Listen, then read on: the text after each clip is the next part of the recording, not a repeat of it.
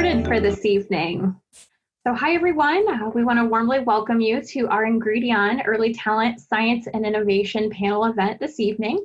My name is Megan Dilley and I'm the Program Manager Early Talent here at Ingredion, and I'm going to be serving as your host during the event today.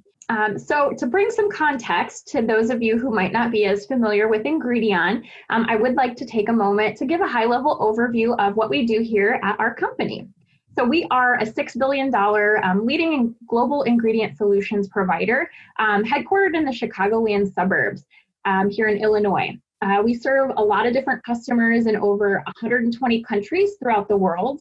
And really, in short, our company turns different grains and fruits and vegetables, other plant-based materials into value-added ingredient solutions in a lot of different industries, food and beverage, animal nutrition, brewing, and the industrial market, and many other industries that our panelists will actually probably talk about this evening. So tonight, our goal is to really make this session as open as possible. You'll have a lot of opportunities to learn about innovation and the different things that our panelists have experienced throughout their time with Ingredion and early on in their careers. So please feel free to chat in to Brandon's point. Any questions, I will be monitoring the chat this evening, and then we will save a little bit of time at the end to go ahead and give you the availability to answer any questions live as well. So without further ado, I will pass it over to our event moderator this evening, Tim Anden. Thanks, Megan. Thanks, Brandon. Just as a short introduction to who I am, what it is that I do. So I'm the Senior Manager of Technical Services in the Eastern region for Ingredion. And basically what that means is when Grandma's trying to make her brand new alternative protein milk beverage, they'll call our group at Ingredion to make sure that those products are going to be stable and have a really good texture and be able to hold up to all the rigors that consumers expect from those kinds of products that are in the marketplace. So if it's not obvious based on what's behind me, I am from Maryland. I'm actually located in the research center here outside of Baltimore. And an overview of kind of just day-to-day for myself is really managing customer requests of our technical team and trying to figure out how we can help them come up with the great new products that so many of them are out there in the marketplace launching. So from there, I want to give my fellow panelists a opportunity to introduce themselves. So Julie, would you please hop in here? Sure. Thanks, Tim. Hi, everybody. My name is Julie Leon. I am also based out of the White Marsh office, so it's about 20 minutes north of Baltimore, so it's a really cool area. I unfortunately don't have any fun background. I was trying to find a cool image, but I ran out of time. So I am the inside sales manager for Ingredion, and I do have a food science background, and hopefully we'll get into, the different types of career, options for you within the food science industry. But I do manage the inside sales team. We work primarily with, small, innovative, emerging businesses that are really working on really cool products, and we work very closely with them.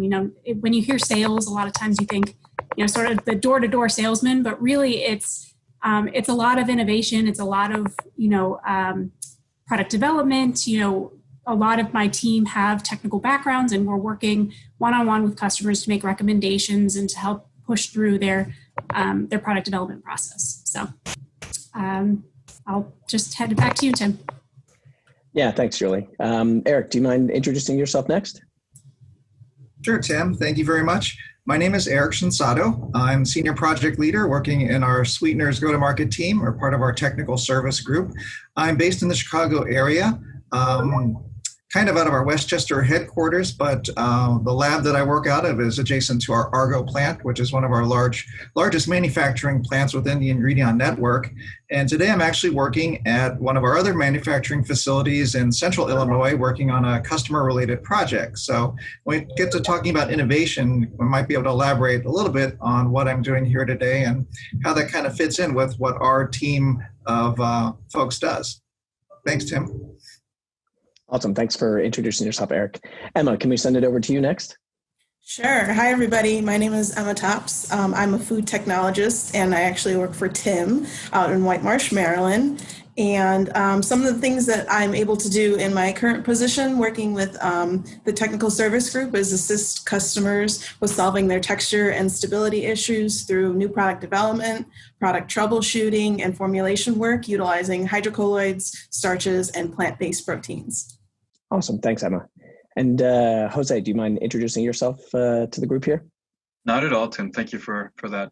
So hello, everyone. Welcome. Thank you for joining us today. My name is Jose Guerrero. I'm the Senior Business Development Manager for Kurt Concentrates. Kurt Concentrates is the fruit and vegetable component of Ingredion. So we do a lot with different berry products and vegetable products all located in the Willamette Valley. I've been with Kurt 10 years. My experience really quickly started off as a quality assurance manager, have worked in an operations manager, and currently am heading up the business development technical service team. On a day-to-day basis, essentially, we're working with our technical service team to try to manage projects, make sure we're delivering on some very creative concepts and customized blends for our customers that are many, many different types of CPG companies, as well as trying to look, as we say, to the next woods, right, to whatever other potential sources of revenue we can find with our current products. So thank you again for having me. Yeah, awesome. Thanks, guys. As you can see, obviously, it's a pretty diverse group of folks here with a lot of different roles and responsibilities that folks have had over the years. One of the things I forgot to mention kind of in my introduction, I have my undergrad degree in food science, and I believe Megan had mentioned that there's about 20 Cornell folks out there. So go Big Red. I'm actually the chair of the Food Science Advisory Council there. So I'd be remiss if I didn't put in a plug for my alma mater. But on to really kind of more the meat and potatoes of what we wanted to talk about today. One of the things, like Julie said, that I think is really interesting about working for an ingredient supplier is, unlike working for a large CPG firm, and especially given that our products really go into a wide variety of different foods that are out there in the marketplace, we tend to see the whole gamut of different foods that are created in the food industry. So, we get to work on a lot of varied kind of projects, whether it's ice cream to syrup to soda. There's a ton of different things that we get to see, to work on, and really oftentimes we're at kind of the cutting edge or really leading edge of the different innovations that exist. So, if you guys don't mind, panel, could you maybe start with Julie? Could you talk a little bit about some of the really interesting trends that you're seeing in the food industry these days? Sure. Yeah, I'd be happy to. So like I mentioned, my team is working with a lot of the startup companies, the ones that are really coming up with the things that haven't yet hit the market. It's sort of these emerging trends. I mean, obviously, we're seeing a lot of plant-based products coming out. I think for years now we've seen this shift, right, going towards more of a vegan, plant healthy type of shift. So a lot of focus on that. I would also say we have a lot of the CBD customers actually, like the more West Coast, but now all actually throughout the country.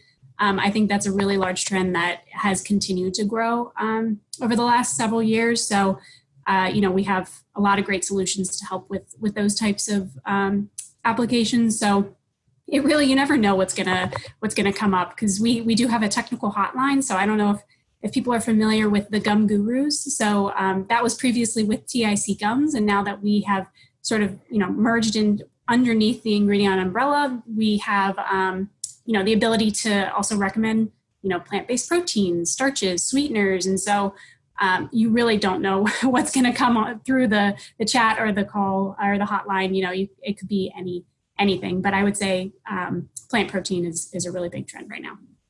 Awesome. Yeah. Thanks, Julie. One of the things I know that I hear a lot of when I speak with students is really a lot of focus on sustainability. Jose, obviously the materials that Kerr is involved with, are things obviously based on kind of the picture behind you there that, are coming out of the earth. Can you talk a little bit about, kind of Ingredion's commitment to sustainability and how we look at, product life cycles from that perspective?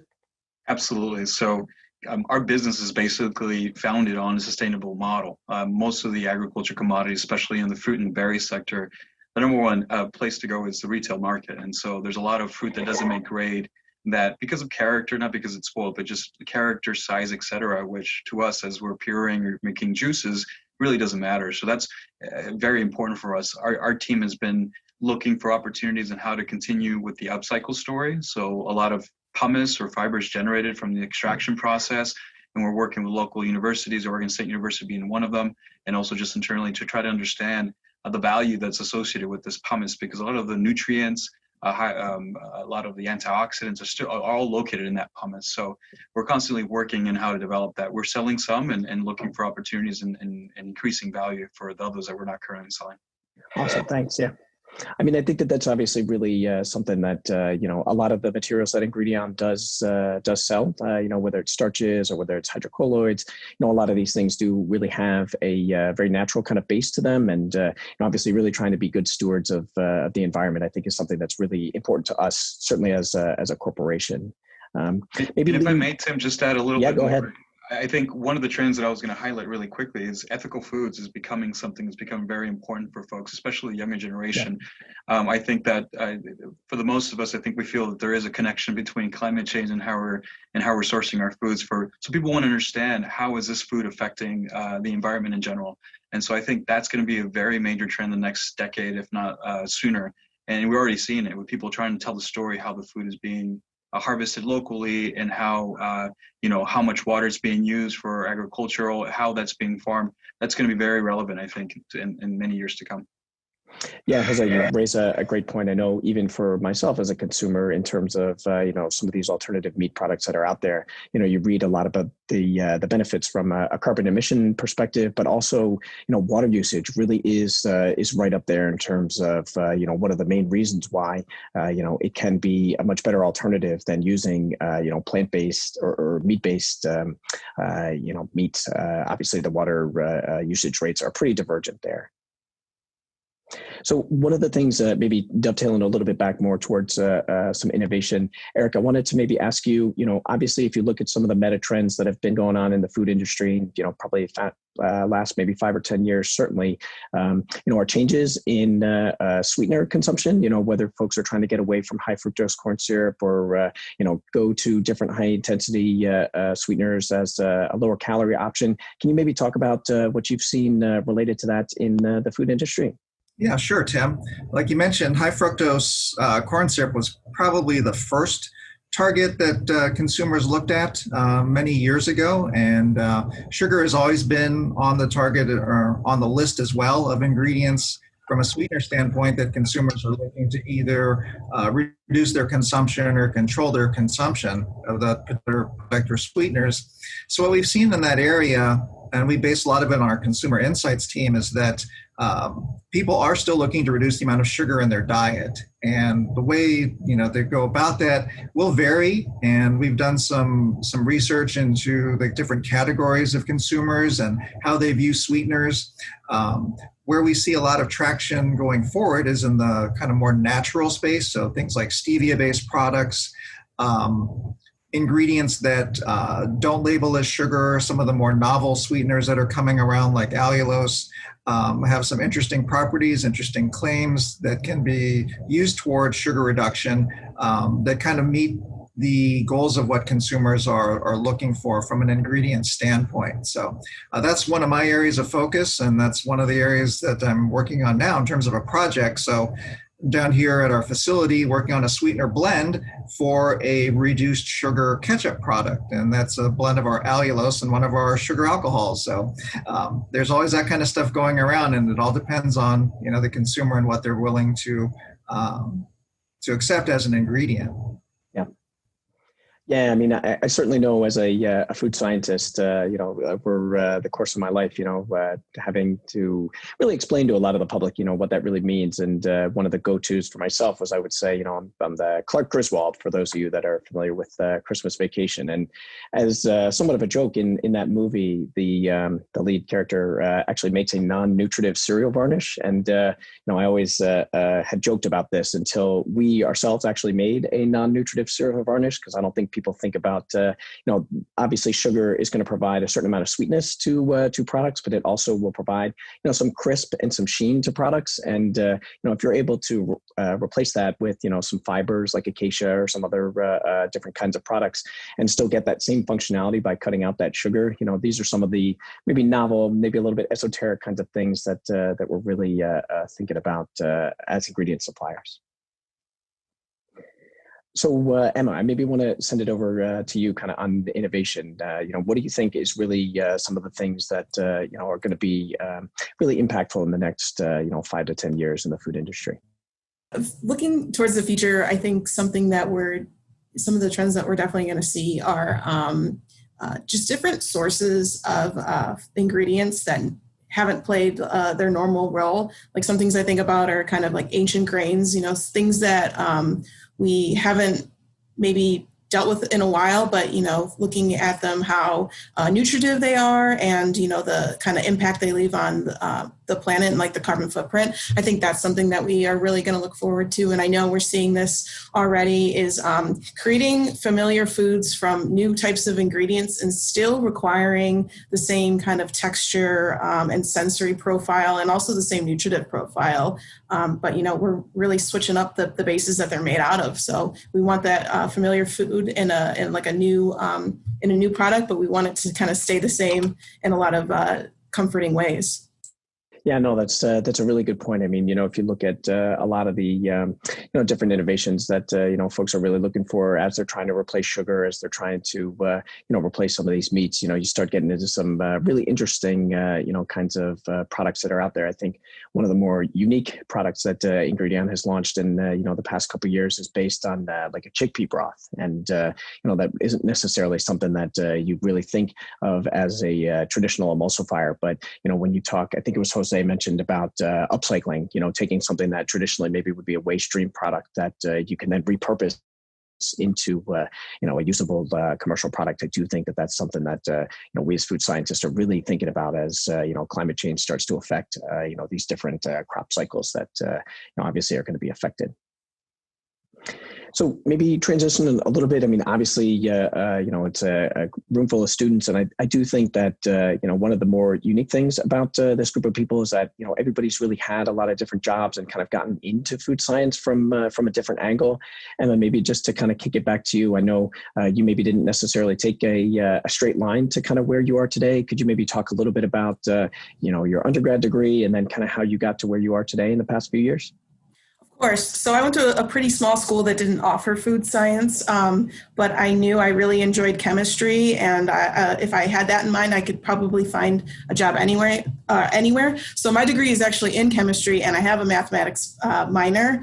And I just took the kind of value of I like science and I like food. So what can I do to merge these two kind of like hobbies or, interests of mine? And I thought, well, I still want to work in a lab. So, let me work or try and get a job in somewhere that just deals with food ingredients, whether that be. So I actually started off out of the Argo plant out of Chicago doing in-process corn testing. So I was doing the quality control part, and through a couple of business acquisitions, I was able to start working with hydrocolloids in quality control, which led me to moving to Baltimore, Maryland, and continuing with our business integration, working with the hydrocolloids from the QC and the manufacturing side. And then ultimately in my position that I'm in now, that experience really helped kind of boost our team and our team's knowledge of hydrocolloids when it comes to helping out our customers. So I give that kind of that perspective of I can deal with the customer, and I can also foresee some challenges in quality and manufacturing because I have that experience. Awesome. Yeah. Thanks for sharing. I mean, I think that is really, something that we actually as a panel were talking about before this call. And, there's a number of food scientists obviously on the call, but, really, especially in my career, having recruited a lot for kind of first year or, just coming out of school kind of positions, we were always much more, or at least for myself, was much more looking for good candidates. They didn't necessarily have to have this degree or that degree. Anybody that's got a good science background and, obviously like yourself, Emma, some of someone that's very charismatic. Those are the kinds of people that if you can combine, some of that science brain with some of that human interaction brain, those are the people that really are very deadly out there in the field. If they can kind of straddle both of those worlds. So thank you for sharing. Eric, can we maybe send it to you? Obviously, there's a lot of different things that you've accomplished over your career. Can you share maybe a little bit with the students about your journey? Sure, Tim. I'm trying not to date myself, but it goes back a ways. So I graduated from The Ohio State University. I have 2 bachelor's degrees. First one was in microbiology. And after I graduated with that one, I was thinking, well, what am I going to do with this degree? I wasn't quite sure if I wanted to be in a lab streaking plates for the rest of my days. So I had taken a couple of food micro courses as part of my major. And that's where I got exposed to our College of Agriculture. And the food micro courses were offered through that school. And that's how I got turned on to food technology. And that was all about how we process food. At that time, and again, I'm dating myself, Ohio State didn't have an official food science program. The couple of food science classes were actually run out of the School of Home Ec. So that was kind of interesting. That now it's kind of blossomed into a full-blown food science program. But the food technology degree was very interesting because it was very hands-on. It was all about processing, whether it was fruits, vegetables, poultry, dairy, animals. It was all about the process and how we get different types of food products through these processes. And I actually got my first job through IFT, through their career, job finding program, and that's how I landed in Chicago, and I've been here ever since. So I started in a kind of a pseudo quality R&D sanitation position, my first job right out of school. I had a good mentor that kind of guided me to the R&D route. Once I got there, I was exposed to tech service.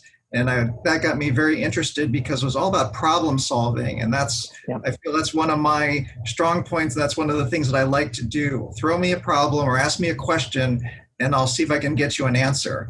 And that's part of the tech service role kind of in general. You never know what's going to happen on a daily basis because you never know who's going to call and what they're going to ask. It might be an easy question, and it might be something that'll take you a little while to do some digging and research, and that's how you learn. And that's how I think the comment was made earlier. It's just like there's a lot of things they don't teach you in school that you do learn on the job. And thank goodness for Google, you can search a whole bunch of things these days. So anyway, that's kind of how I've gotten to where I am. So I've been in the food business my whole career, going on 30-something plus years, and I don't see that changing because the food industry is great. I love it.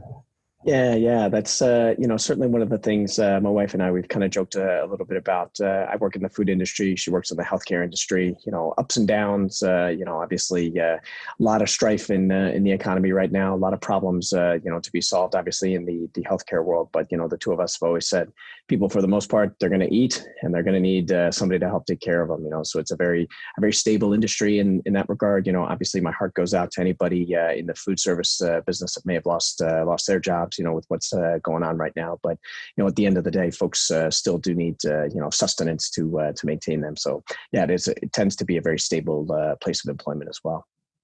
Jose, I think you probably have a really interesting, kind of path yourself as well. I think you maybe alluded to it a little bit before, but can you talk maybe about some of the diverse experiences that you've had, kind of coming up in that part of the world out there through Kerr? Absolutely. So I grew up in Northern California and I went to UC Berkeley, and the idea was to go to law school. So I studied philosophy and sociology, double major. In between law school and graduation, there was a need for family for me to work a little bit. So I just ended up getting a job that was local. It was at a food facility, processing facility, Taylor Farm specific. And they needed a data entry clerk for their shelf life program. Pretty soon, to Eric's point, I love solving problems. That's one of my favorite things to do. There was a lot of problems to be solved, a lot of questions that weren't answered on shelf life of products.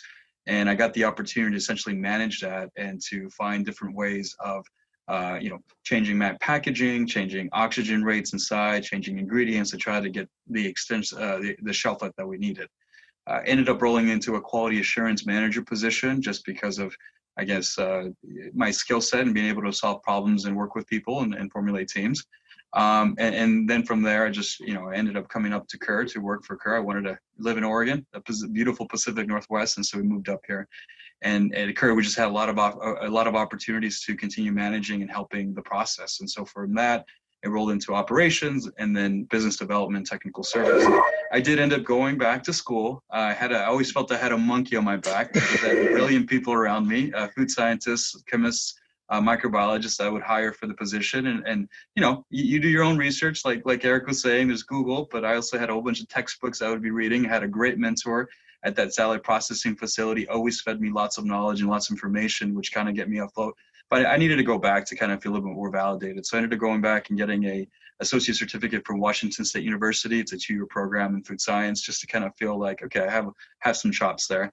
And so it's led to a great career. And if you're into problem solving and you really love food, and that's one thing that I realized just being in it, how much I love just the uniqueness of the different types of things you can do with food. And that's something that I think I didn't really discover until I was in the industry working inside of a plant. And process, the food industry is definitely a place you would want to look at. And there's so many possibilities. And so don't be discouraged. I saw some folks who had MBAs in the chat box looking for jobs. There's always possibilities for everyone here. So and hopefully I'm an example of that. Yeah. I mean, and that's, kind of one of the things that I think, I certainly as a student, felt very, kind of intimidated, because you can look at other people's careers and you say, well, they did this and then they did this and then they did this. And, it's very easy to look at that progression and look at that process and think, oh, well, it was very clear what that person should do. And they knew and this and this and this and that. And, I think one of the things about life, as I know I've gotten older, is that, there's not really some sort of set plan. And, the best way to, give yourself opportunity is to make opportunity. The harder you work, the luckier you get. There's a pretty old adage that, I've certainly felt has been true, certainly in my time and in my career, kind of doing the different things that I've done. Maybe to just kind of round this out, Julie, I'd love to send it to you, to talk about kind of your experience coming in. And truth be told, I'll tell the audience, it was really very heartening for me, because I actually hired Julie, and she then took my job, which is the happiest day of my life, when I took another role, and to be able to leave it in somebody's capable hands who's really taken the position and grown it to more than even I was able to do. So with with that warm introduction, Julie, could you tell the audience a little bit about that journey? Sure. Thanks, Tim. Yeah, that was a nice intro. I hope I can live up to your words. But yeah, I mean, I think everybody's career path is different, right?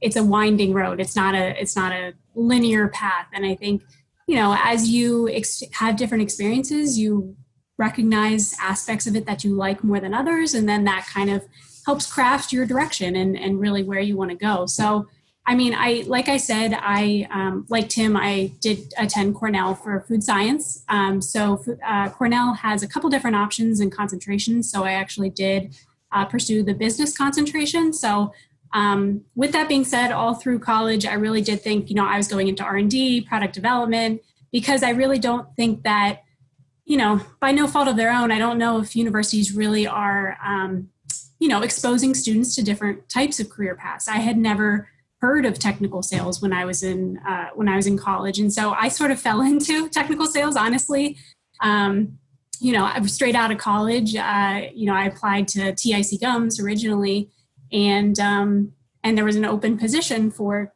a spot on the inside sales team under Tim. And when it was described to me, it was really kind of like a combination of all the things that I really love to do. So you still got that aspect of the technical piece, working with customers, helping to progress their product development.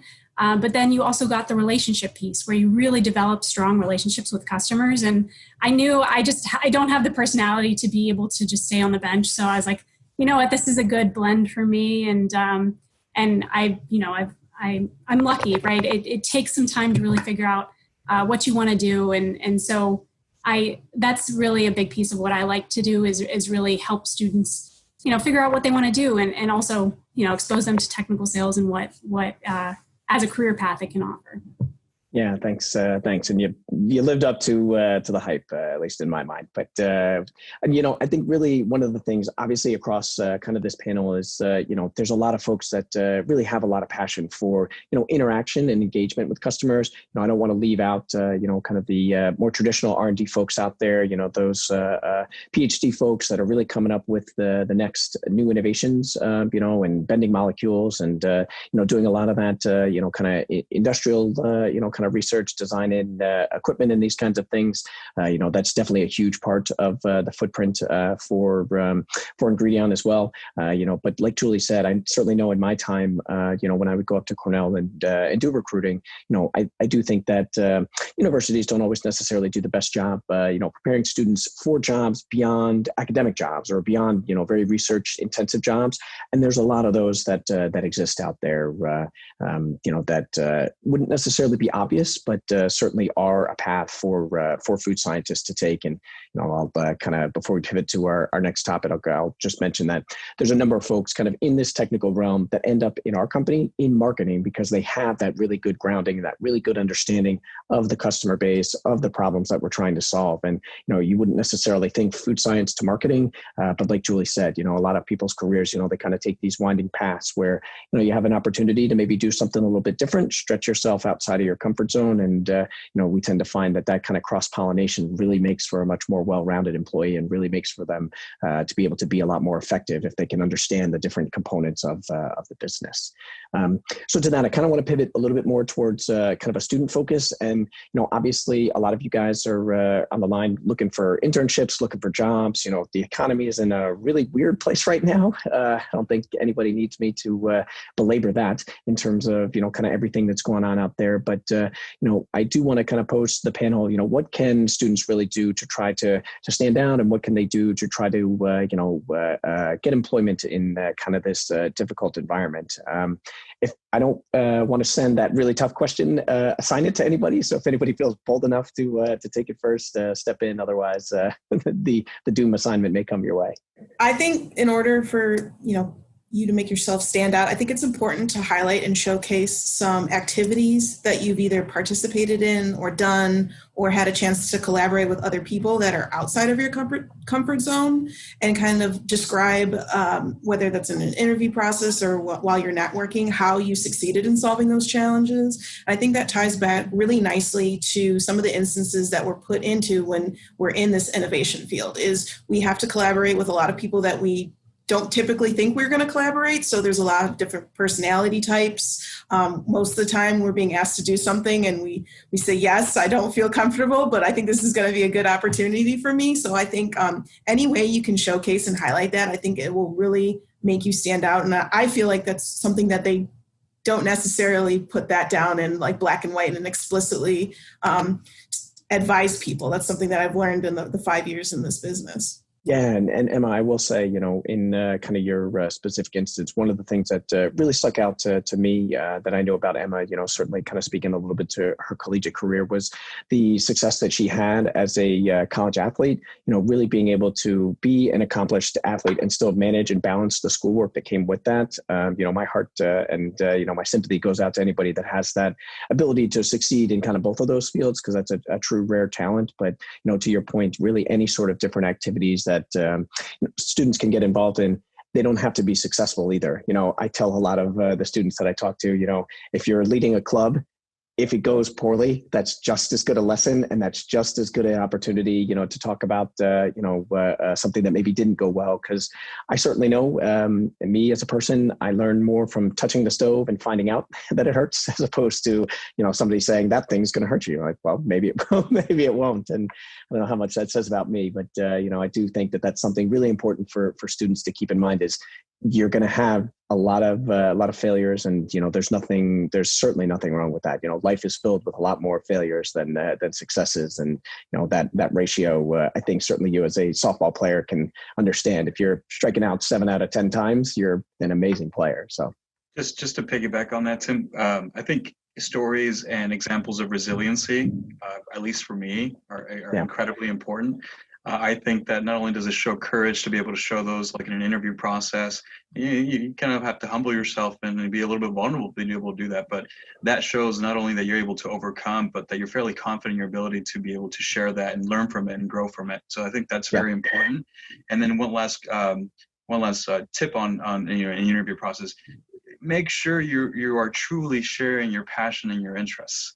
I think for many of us, and many times we see a job role, we want to get it, so we try to sometimes maybe forecast or broadcast something that we're not, and we end up getting into the role and we really don't like it, and neither the employer nor the employee are happy 2 months, 3 months in, and it never really goes well.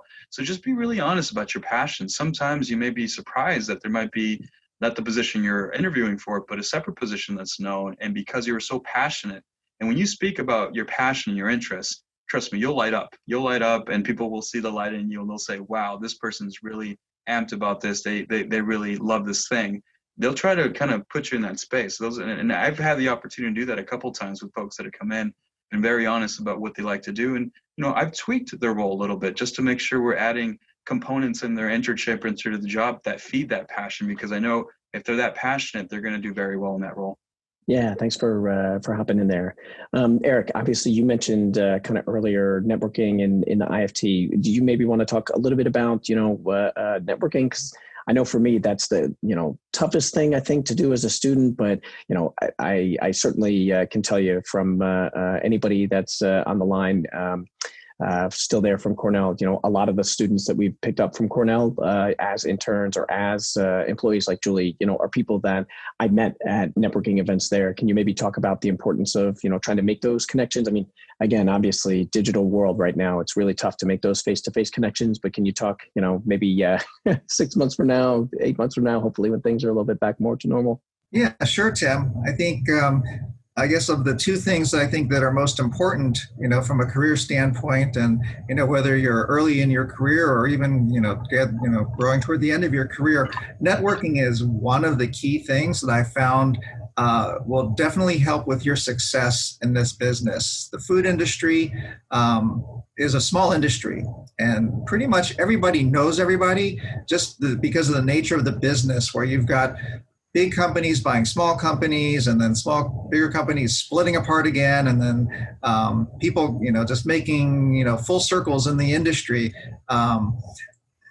Establishing your network as early on as you can only help you with your career and help it move forward. So whether you're involved in your university food science club, or even better as an intern, that you get exposed to industry and you meet people in the business, that's, a surefire way to grow your network, because you'll never know. Like, we've hired interns, so those folks, come and work for us, and you've already got kind of an internal network established. But even if you don't, you can use your intern company as a starting point to get you connected elsewhere. You can say that you knew so-and-so at this company, and odds are, the person you're talking to will say, oh yeah, I know that person, or I've worked with them, or there's some weird twist out there that there's some kind of connection that can be made. So networking to me is very, very important in establishing and pushing your career forward, whether you stay as an R&D person or move into sales or marketing or whatever your career path may end up being. The people you meet along the way can definitely help you, either get where you're going or help to answer questions that you may have. So, if you can find a mentor, that's great. And I've served as a mentor for many of the industry organizations, and I've seen a lot of my mentees out in the working world at food companies and being very successful. So, just finding someone in industry, if part of your network, is definitely a plus.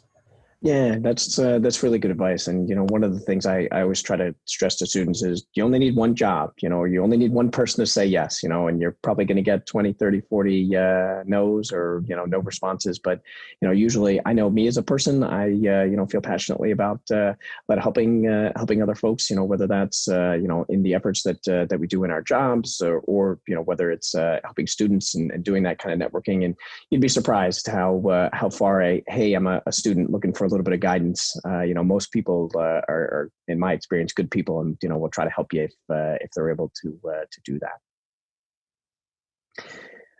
Okay, so I think who was it? Does go back to you, Julie? I lost track of who who I hadn't called on here.